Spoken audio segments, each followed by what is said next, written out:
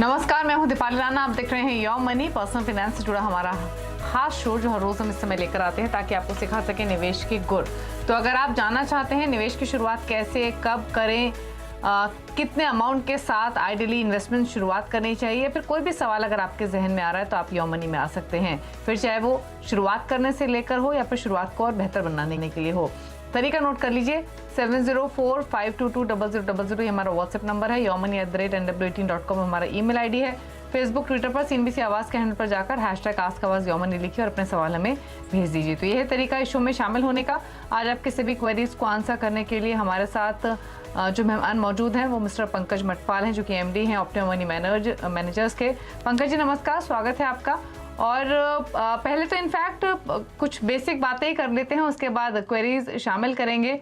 और भले ही mutual funds में जो पेनिट्रेशन है वो स्लोली एंड ग्रेजुअली बढ़ रहा है, पेनिट्रेशन काफ़ी बढ़ चुका है, लेकिन उसके बावजूद भी जो लोग इन्वेस्टमेंट्स करते भी हैं वो काफ़ी ऐसे मिलेंगे आपको जिन्हें SIP का मतलब नहीं मालूम है। तो आपसे आज बहुत ही बेसिक चीज़ समझेंगे कि SIP होता क्या है, क्यों SIP करना हमेशा से एक बेस्ट वे माना जाता है म्यूचुअल फंड इन्वेस्टमेंट के लिए। भाई नमस्कार। आपने सही कहा कि म्यूचुअल फंड में पेनिट्रेशन बढ़ रहा है, जानकारी बढ़ रही है, लेकिन उसके बाद भी बहुत स्कोप है जितनी ज्यादा अवेयरनेस क्रिएट की जा सके। और SIP में हालांकि बहुत से निवेशक आप SIP के जरिए म्यूचुअल फंड्स में इन्वेस्ट कर रहे हैं, लेकिन मुझे कभी कभी सरप्राइज होता है जब सवाल आता है कि कुछ SIP के फंड्स बताइए, या लोगों को म्यूचुअल फंड और SIP में कई बार ऐसा लगता है कि SIP अलग चीज है और म्यूचुअल फंड अलग चीज है। तो आपने अच्छा टॉपिक आज लिया है। सी बेसिकली क्या होता है कि म्यूचुअल फंड में आपको इन्वेस्ट करना है। अब उसे आप लमसम में करना चाहते हैं या आप किस्तों में करना चाहते हैं, तो स्कीम तो वही रहेंगी, लेकिन यदि आपको एक साथ पैसे निवेश नहीं करने हैं और आप ये सोचते हैं कि एक स्कीम में आप एक फिक्स इंटरवल पर, यानी कि आप डेली, वीकली, मंथली, क्वार्टरली, इस तरह से एक फिक्स अमाउंट इन्वेस्ट करते रहेंगे, तो उसे हम कहते हैं SIP, यानी कि सिस्टमैटिक इन्वेस्टमेंट प्लान। तो पहले आप अपने फाइनेंशियल गोल को तय कीजिए और उसके आधार पर जो सुटेबल स्कीम है उसका चुनाव कर लीजिए।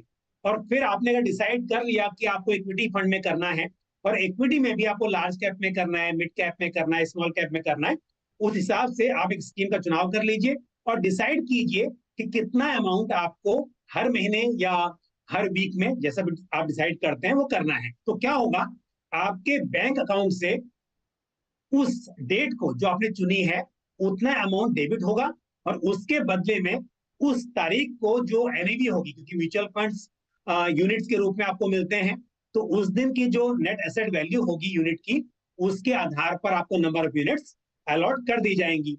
तो बड़ी फायदे वाली चीज है, जेब पर भारी नहीं पड़ती, बड़ी आसानी से आप मतलब 2000 रुपए, 1000 रुपए, इवन 500 रुपए की भी आप SIP कर सकते हैं। कुछ स्कीम में तो आप 100 रुपीज की SIP भी कर सकते हैं। तो एक तो जेब पे भारी नहीं पड़ती है, दूसरी बात अच्छी ये है कि मार्केट ऊपर जाए या नीचे आए, तो कई बार क्या होता है, लमसम में आपने इन्वेस्ट किया और मार्केट में थोड़ी सी गिरावट आ गई तो चिंता हो जाती है कि अब नुकसान हो रहा है। लेकिन यदि SIP करेंगे तो आपको उस वक्त पर ज्यादा यूनिट्स मिल जाएंगी, तो लंबे वक्त में आपको जो कॉस्ट है वो एवरेज हो जाएगी, जिसे हम कहते हैं रुपी कॉस्ट एवरेजिंग। और साथ ही पावर ऑफ कंपाउंडिंग का फायदा मिलता है, क्योंकि लंबे वक्त के करेंगे आप तो जो यूनिट्स इकट्ठा होती रहेंगी उसकी जो वैल्यू होगी वो पूरी वैल्यू बढ़ती रहेगी, तो ये भी एक अलग फायदा है। तो डेफिनेटली म्यूचुअल फंड्स में इन्वेस्टमेंट करना तो अच्छा है ही, और SIP के जरिए इन्वेस्ट करना आसान भी है और साथ ही फायदेमंद भी होगा। ओके, तो SIP के ज़रिए इन्वेस्टमेंट्स हमेशा बेहतर होता है। और ये बात पंकज जी ने बिल्कुल सही कही। बहुत सारे ऐसे इन्वेस्टर्स हैं जो कंफ्यूज हो जाते हैं, जो म्यूचुअल फंड को SIP समझते हैं। दरअसल SIP एक तरीका है जो आप किसी भी चीज़ में कर सकते हैं, ये बस एक सिस्टमैटिक तरीका होता है पैसा लगाने का। और बहुत अच्छी बात है कि वो तमाम इन्वेस्टर्स जिनकी छोटी छोटी सेविंग्स होती हैं वो एटलीस्ट इस SIPs के थ्रू म्यूचुअल फंड्स में एक्सपोजर ले सकते हैं। ज़रूरी नहीं है कि जिसके पास लमसम हो वही इन्वेस्ट कर सकता है। मिनिमम कितने रुपए की SIP हो सकती है म्यूचुअल फंड्स में? मैक्सिमम तो कोई लिमिट नहीं है, बट मिनिमम कितना डाल सकते हैं पैसा? बिल्कुल दीपाली, देखिए वैसे तो स्कीम वाइज ही डिपेंड करता है। कुछ स्कीम्स में 1000 रुपीज या 2000 मिनिमम हो सकता है। बट बहुत सारी ऐसी स्कीम्स है जहां पर माइक्रो एसआईपी 100 रुपीज की भी एसआईपी होती है, इसके माइक्रो एसआईपी बोलते हैं। और कुछ स्कीम्स में 500 है, बट जनरली 1000 और 2000 तो मैक्सिमम स्कीम्स में है ही। तो कोई भी स्कीम आप उठा लेंगे तो कम से कम 1000 रुपया 2000 से तो स्टार्ट कर ही सकते हैं। जैसा मैंने कहा कि कुछ स्कीम्स ऐसी भी हैं जहां पर 100 रुपीज और 500 रुपीज की भी मंथली एसआईपी अलाउड है। ओके, चलिए, तो ये एसआईपी से जुड़ी तमाम बातें बताई हैं पंकज जी ने, उम्मीद करते हैं आपको समझ में आया होगा। अब आगे क्वेश्चंस ले लेते हैं। सुमित रावत हमारे साथ हैं फोन लाइन पर। सुमित नमस्कार, बताइए सवाल। हाँ जी, मैंने कुछ अपना डिटेल्स भेजा हुआ है, तो उसमें एटलीस्ट मैंने 3 मंथ से, और इसके पहले मैंने जो किया था वो मैंने बीच में बंद कर डिस्कंटिन्यू कर दिया था एक्चुअली। तो ये करंट एसआईपी से जो मैंने आपको डिटेल भेजा, तो मेरे को ये जानना था कि ये सेलेक्ट किया है, इनको मॉनिटर टाइम टू टाइम करना पड़ेगा ये, या लंबे टाइम के लिए छोड़ सकते हैं इनको ये स्कीम से, या फिर चेंज करना है सारी? ठीक है, ठीक है, समझ गए। आपके फिलहाल 17,500 की एसआईपी चल रही हैं, 2,500 और बढ़ाना चाहते हैं, टोटल 20,000 की एसआईपी करना चाहते हैं। सवाल इनका यही है कि जो एग्जिस्टिंग फंड्स हैं वो कैसे हैं, और क्या ये लॉन्ग टर्म के लिए बिना मॉनिटरिंग के लिए इसी पोर्टफोलियो के साथ कंटिन्यू कर सकते हैं या फिर नहीं? पंकज जी, क्या सजेशंस आपके? बिल्कुल, देखिए सुमित, होता तो यही है कि आप इक्विटी फंड में निवेश करें, कोई भी फंड में निवेश कर रहे हो तो लंबा नजरिया होना चाहिए, लेकिन समय समय पर मॉनिटर करना जरूरी है। वंस इन 6 मंथ आप देखते रहिए। यदि आपको लगता है कि उस कैटेगरी की परफॉर्मेंस अच्छी है, लेकिन जिस स्कीम में आपने किया है वो कंटिन्यूसली मतलब अंडर परफॉर्म कर रही है, तब आप डेफिनेटली ये डिसीजन ले सकते हैं कि क्या आपको स्विच करना है। तो टाइम टाइम पर देखना बहुत जरूरी है, लेकिन जो स्कीम्स आपके पोर्टफोलियो में, मैं कहूंगा कि अच्छी स्कीम्स चुनी हुई हैं और पुरानी स्कीम से मुझे उम्मीद है कि आपको बदलाव करने की जरूरत नहीं पड़ेगी। देखिए, कोई भी स्कीम ऐसा नहीं हो सकता है कि हमेशा वो टॉप में रहे, लेकिन ये जरूरी है कि उसकी परफॉर्मेंस ठीक ठाक हो। और अगर ऐसा लगने लगे कि परफॉर्मेंस नहीं आ रही है और फंड मैनेजर कोई चेंज नहीं कर रहे हैं, तब हो सकता है कि आपको डिसीजन लेना पड़े। और जहां तक 2,500 रुपया बढ़ाना चाहते हैं, मेरी सलाह ये होगी कि आप कोई भी और नई स्कीम ऐड ना करें। हालांकि आप जानना चाहते हैं एसबीआई कॉन्ट्रा फंड के बारे में। एसबीआई कॉन्ट्रा फंड एक वैल्यू ओरिएंटेड फंड है और अच्छा फंड है, लेकिन क्योंकि आपने large cap, mid cap, small cap और साथ ही इंटरनेशनल फंड में भी एक्सपोजर लिया हुआ है, तो मेरी सलाह होगी कि आप नया फंड ऐड ना करें। ऑलरेडी 6 फंड्स हैं, उन्हीं में आप इस अमाउंट को बढ़ा दें। और इसके लिए मैं आपको स्कीम भी बता देता हूँ। हालांकि 6 स्कीम है, लेकिन आप इसमें से एक्सेस मल्टी कैप फंड में बल्कि आप बढ़ाएंगे तो अच्छा रहेगा, बाकी में जरूरत नहीं है। एक ही स्कीम में आप बढ़ाएं एक्सेस मल्टी कैप फंड में, क्योंकि आपको large cap, mid cap, small cap सभी एक ही स्कीम में मिल जाएगा, तो ये सही रहेगा। और जहां तक ये सवाल है कि कितना पैसा बन जाएगा, तो यदि आप 25 साल तक निवेश करते हैं और हम 12% का रिटर्न एज्यूम करें, और ये 2,500 और जो बढ़ा रहे हैं उसको मिलाकर मान लें कि 20,000 महीना कर रहे हैं, तो लगभग 3.40 करोड़ रुपए आपके पास इकट्ठा हो सकते हैं सिर्फ आपके म्यूचुअल फंड से। ओके, चलिए, तो ये सजेशन है आपके पोर्टफोलियो को लेकर। और आपके जो फंड्स हैं एग्जिस्टिंग, साथ ही जो एडिशनल आप इन्वेस्टमेंट कर सकते हैं, उस पर भी पंकज जी ने अपने कमेंट्स दिए। अगले कॉलर से अब चर्चा कर लेते हैं। गणेश कुमार है हमारे साथ फोन लाइन पर। गणेश जी, गुड इवनिंग, बताइए आपका क्या सवाल है? नमस्ते मैडम। नमस्ते सर। ये अपना है कि जैसे 4 फंड बताइए, जो 4 या 5 जो 20,000 रुपये हर महीने ऐसे भी कर सके 20 साल के लिए कम से कम। ओके, 20 साल के लिए, ठीक है। तो 20 साल के लिए 20,000 रुपये महीना लगाना चाहते हैं। बताइए 4 से 5 फंड पंकज जी किनके साथ ये शुरुआत करें, और इनको आइडिया भी दीजिए कितना ये कमा सकेंगे इस इन्वेस्टमेंट से 20 साल के टाइम में। बिल्कुल, देखिए 20 साल का अगर नजरिया है आपका तो काफी लंबा वक्त है, तो डेफिनेटली, और वेल्थ क्रिएशन आपका ऑब्जेक्टिव है, तो मैं यही कहूंगा कि इक्विटी फंड्स ही सुटेबल रहेंगे आपके लिए।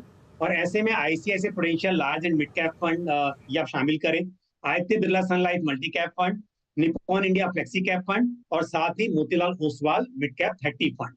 तो 20,000 के लिए 4 फंड्स में 5,000 की आप एसआईपी कर लें।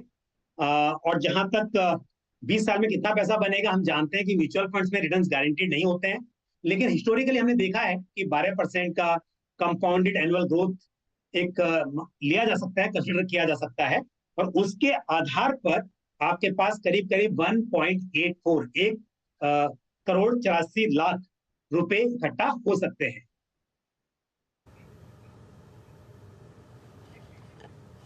ओके, चलिए एक और सवाल लेंगे। ईमेल के थ्रू रजत ने सवाल भेजा है।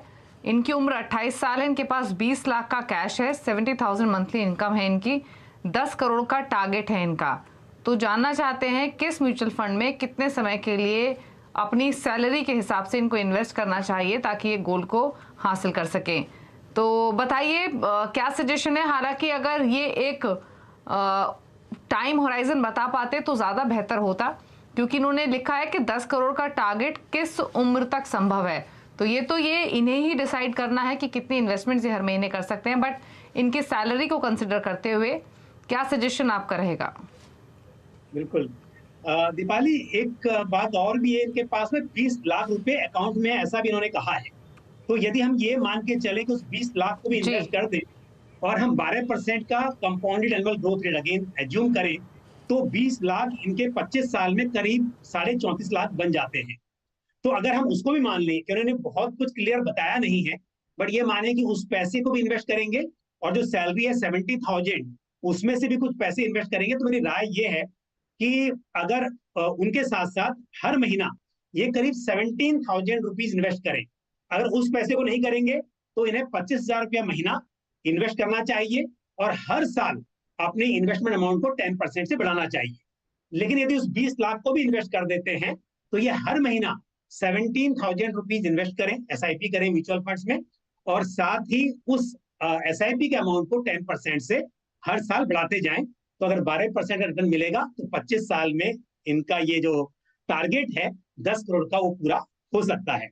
और schemes again ICICI prudential large and mid cap fund, Nippon India flexi cap fund, Motilal Oswal mid cap 30 fund, Canara Robeco small cap fund और साथ ही क्वांट एक्टिव फंड। इन फंड्स में जो पैसा लमसम उसे भी इन्वेस्ट करें और साथ ही इन्हीं में SIP स्टार्ट कर दें। ठीक है, तो जो 20 लाख की आपके पास राशि है वो भी इन्हीं फंड्स में इन्वेस्ट कीजिए, प्लस SIP जो आप मंथली बेसिस पे करना चाहते हैं वो भी आप कर सकते हैं। 32 साल यानी अब से 28 साल आपकी उम्र है, आप 32 साल में 10 करोड़ का रिटर्न कमा सकेंगे, क्योंकि आपके पास रकम काफ़ी है जिससे आप इन्वेस्ट करना चाहते हैं। तो फंड्स आप नोट कर लीजिए, अगर नोट ना किए हो तो ICICI prudential large and mid cap, Nippon India flexi cap, Motilal Oswal mid cap, Canara Robeco small cap और क्वांट एक्टिव फंड, इन फंड्स में आप इन्वेस्ट कर सकते हैं। शुरुआती साल में 25,000 रुपये महीना लगाइए, धीरे धीरे इस अमाउंट को इंक्रीज करते रहिए और आप अपने गोल को हासिल कर लेंगे। तो ये है सजेशन रजत आपके लिए। रुक रहे हैं ब्रेक के लिए, ब्रेक के उस पार भी कुछ और क्वेश्चंस को करेंगे शामिल। पंकज मटपाल हमारे साथ बने हुए हैं, जल्द वापस आते हैं।